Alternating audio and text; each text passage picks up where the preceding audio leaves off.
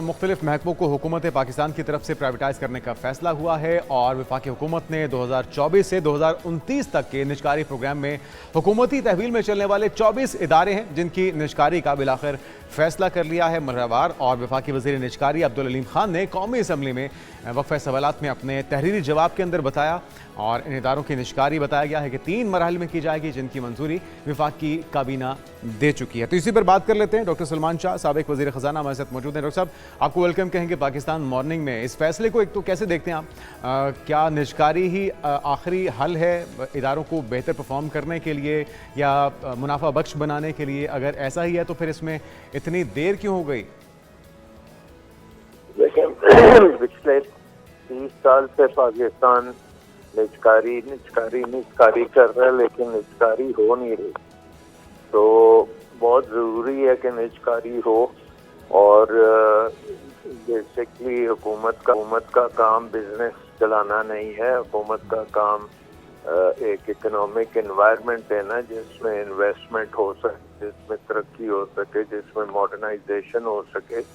तो ये अदारे जो हैं सरकार प्राइवेटाइज हो जाएं और अच्छे तरीके से प्राइवेटाइज हों और अच्छे बायर को मिलें और ये ट्रांजिशन हो जाए प्राइवेट सेक्टर में, तो इकोनॉमी के लिए बहुत मेजर बूस्ट होगा। लेकिन हमने देखा है कि पाकिस्तान में प्राइवेटाइजेशन का जो अमल है वो खासा स्लो है, कंट्रोवर्शियल भी हो जाता है और नताइज जो आने चाहिए वो भी नहीं आते। अच्छा, कंट्रोवर्सीज क्या क्या इसमें शामिल होती हैं? एक तो ट्रांसपेरेंसी का बड़ा मामला आ जाता है। यहाँ पे एक ट्रैक रिकॉर्ड है, हमारे जो नुमाइंदगान हैं वो अपने फ़ायदों के लिए इदारों को दाव पे या मुल्की मफादात को दाव पर लगा देते हैं। तो शफाफियत को किस तरह से यकीनी बनाया जाए और क्या क्या रिस्क हैं इसके अंदर? सबसे बड़ी चीज़ ये है कि जो आपका बिडिंग प्रोसेस है उसमें कोई रुकावट नहीं होनी चाहिए, ज़्यादा से ज़्यादा पार्टिसिपेशन होनी चाहिए। अवाम को नज़र आना चाहिए कि कोई कोलूजन नहीं है और कोई पीछे से गठजोड़ नहीं है।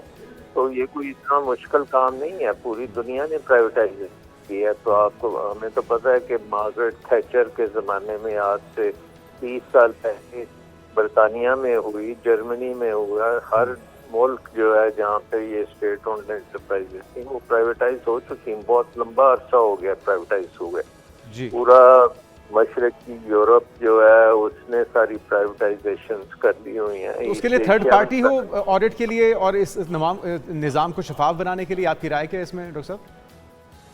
ज़्यादा से ज़्यादा कंपटीशन होना चाहिए और नज़र आना चाहिए कि जो लोग ये बिडिंग कर रहे हैं वो जेन्युइन लोग हैं और उनके पास टेक्नोलॉजी भी है, महारत भी है। और वो जब ये इदारे प्राइवेटाइज होंगे तो वो उसको बहुत बेहतर तरीके से चला सकेंगे। तो आई थिंक इसमें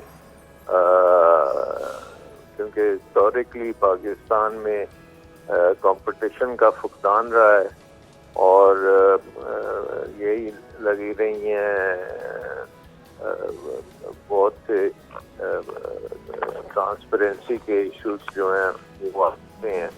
लेकिन आई होप कि अब इस दफ़ा बड़ी तेज़ी से होगी और बड़ी साफ शफाफ तरीके से प्राइवेटाइजेशन होगी। बिल्कुल ठीक है। अच्छा डॉक्टर साहब, कौन से इदारे को प्राइवेटाइज करना है? टर्म्स एंड कंडीशन मुल्की मफाद में हो, मुल्की ख़जाने को फ़ायदा पहुंचाने के लिए हो, ना कि किसी थर्ड पार्टी को? क्योंकि हमने जो IPPs वाला मामला है, कैपेसिटी पेमेंट्स वाला मामला है, इसके अंदर ठीक है मुल्की जो एक बहरानी कैफियती तवानाई की उसको तो पूरा किया गया, लेकिन ये जो एक मुस्तकिल अजाब बर्पा हो गया है बिजली सार्फिन के ऊपर वो भी हम देख रहे हैं। तो कौन से इदारे को होना चाहिए प्राइवेटाइज? टर्म्स एंड कंडीशन इसको किस तरह से मद्देनजर रखा जाए? क्या असेंबली के अंदर डिबेट होनी चाहिए इसके ऊपर भी पहले?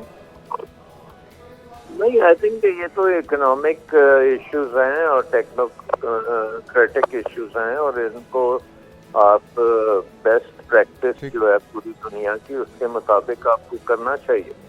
अब PIA से लेके जो बिजली के निज़ाम में डिस्कोज हैं या दूसरे जेनकोज हैं, इनको प्राइवेटाइज करना चाहिए। लेकिन प्राइवेटाइज का मतलब ये नहीं होना चाहिए कि आप حکومت کی مونوپلی سے پھر ایک پرائیویٹ صحیح. مونوپلی بنا دیں ٹھیک. تو پراپر اس کی جو سیکٹر ہے اس کی پروسیس کو فالو ہونا چاہیے، ملکی مفاد میں فیصلے ہونے چاہیے، پروسیس یقینی طور پہ شفاف ہونا سب سے ضروری ہے. ماشاء اللہ ہمارے ساتھ موجود تھے ناظرین.